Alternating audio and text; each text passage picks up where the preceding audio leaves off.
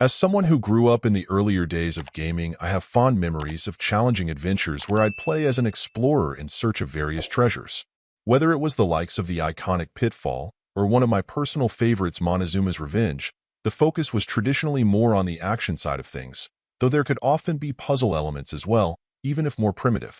The Adventures of Elena Temple, released a number of years ago, felt like a celebration of games from that early era and was a pleasant challenge.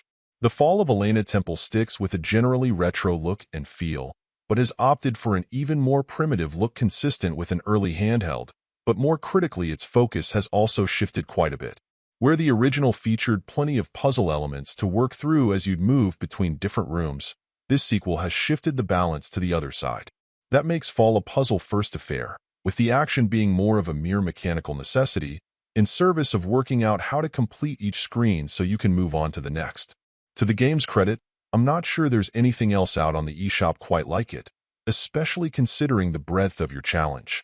Rather than merely focusing on your ability to get to the exit or grab a few gems, in Fall you'll need to be sure to grab every coin in every room, and being successful in your efforts is going to take planning and likely a bit of trial and error. The reason for this is simple. Being honest, it feels like Elena has lost a step, so she won't be jumping over any gaps or extending herself to grab ledges and pull herself up.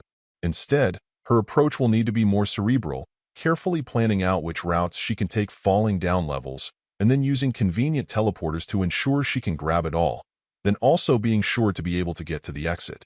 While this isn't initially so challenging, new wrinkles like a teleporting crystal that will only work for the last few times you fall into a different level will be helpful, but only if you carefully plot out your path to ensure success. I'm actually a bit on the fence about how I feel about the game, torn a bit between the fact that it's obviously not just more of the same and the fact that the planning can get a bit tedious. If you're someone who likes more complex puzzles, which will require you to meticulously work through each step until you're successful, this could be a great opportunity.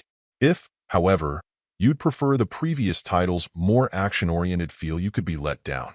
Overall, my final score for the game ended up being a 7.7.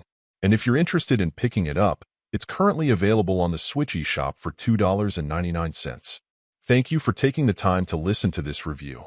And if you'd like more information or ideas of indie games worth checking out on Switch, be sure to click on the link provided in the description. Until next time.